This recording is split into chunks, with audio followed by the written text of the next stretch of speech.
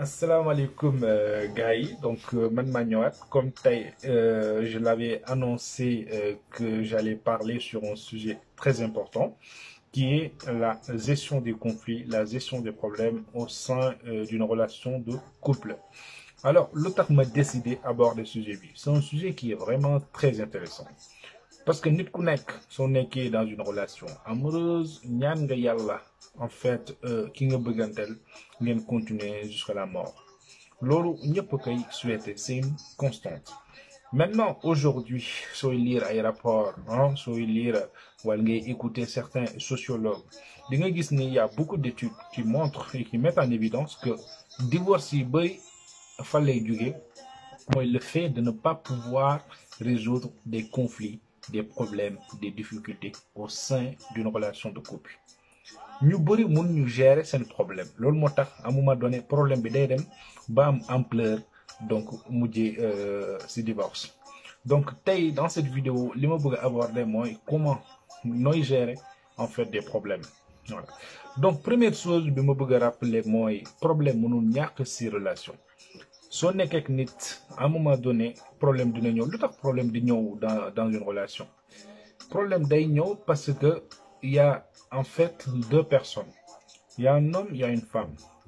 Góor dafa am psychologie, voilà, une psychologie masculine, jigéen tamit dafa am psychologie féminine. Donc ñaari personnes yooyu à un moment donné dinañu am ay comment dire encore des besoins qui sont différents, des attentes qui sont différentes, des exigences qui sont différentes, etc., etc. Donc loolu problème mënul ñàkk. Donc le fait de se confronter à des difficultés, à des problèmes, c'est tout à fait naturel et normal. Loolu kenn waxu ko. Maintenant problème su ñëwee nooy def pour surmonter ko, nooy def pour gérer ko, pour bañ a de ce point de vue-là jëm si divorce. Première des choses pour gérer un problème, parce que li ngeen war a comprendre méthode bu mu leen di jox ni même soo demee si ay entreprise dañoo am ay règles, dañoo am en fait un processus pour résoudre les conflits, pour résoudre les problèmes. Donc c'est une méthode qui marche partout en fait, que ce soit dans une relation amoureuse, que ce soit partout en fait. Alors, première des choses pour résoudre le problème, chers camarades, c'est d'abord la prise de conscience du problème.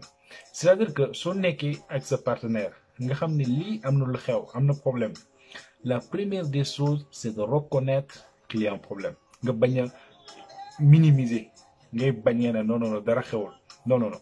Pour résoudre un problème, la première étape, il faut reconnaître qu'il y a un problème. Te nit soo rëyee mënoo fexe ba reconnaître ko, donc il faut nga reconnaître il y a un problème, ok.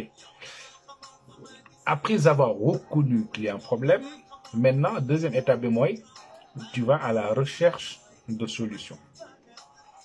Parce que soo reconnaître deuxième étape bi mooy lan lay def pour résoudre problème bi. Léegi ngeen toog ngeen waxtaan yéen ñaar. Voilà, constaté naa que voilà lii def nga ko, def nga lii dem nga fii, etc. Donc ngeen mettre sur la table le problème. Soo leen ko mettre sur la table maintenant, vous recherchez des solutions. Man daal dama foog ne soo defee lii dina mën a empêcher le problème, bañal def nii defal lii, etc. Vous voyez? Donc à un moment donné vous discutez, vous êtes à la recherche de solutions. Maintenant soo leen amee solution, plusieurs solutions, troisième étape bi mooy en fait vous allez évaluer ces solutions. Mais solution bi suñ ko defee est-ce que dinañu permettre ñi bañ a xuloowaat wala même problème bi duñu boole, etc. Donc vous évaluez en fait les solutions, les options. Quatrième étape nag mooy ngeen choisir la meilleure solution. Meilleure solution nag de solution bu xamante ne du tax ngeen am problème, mais c'est une solution en fait qui vous permet vraiment de ne pas en fait être confronté aux mêmes problèmes, aux mêmes difficultés. Vous voyez ce que je veux dire? Donc c'est très important. Donc pour vidéo bi bañ a gudd, la première étape pour résoudre un problème au sein d'une relation, c'est de reconnaître qu'il y a un problème. Nga accepter ko, nga reconnaître ko. Deuxième, c'est d'aller à la recherche de solutions. Donc de se parler, de communiquer et de mettre sur la table donc le problème.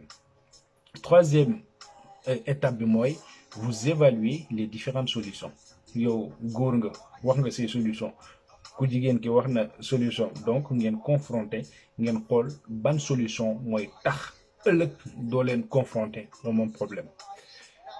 Donc ça c'est très important. Donc nit ku nekk war nga mën a waxtaan ak en fait ton partenaire.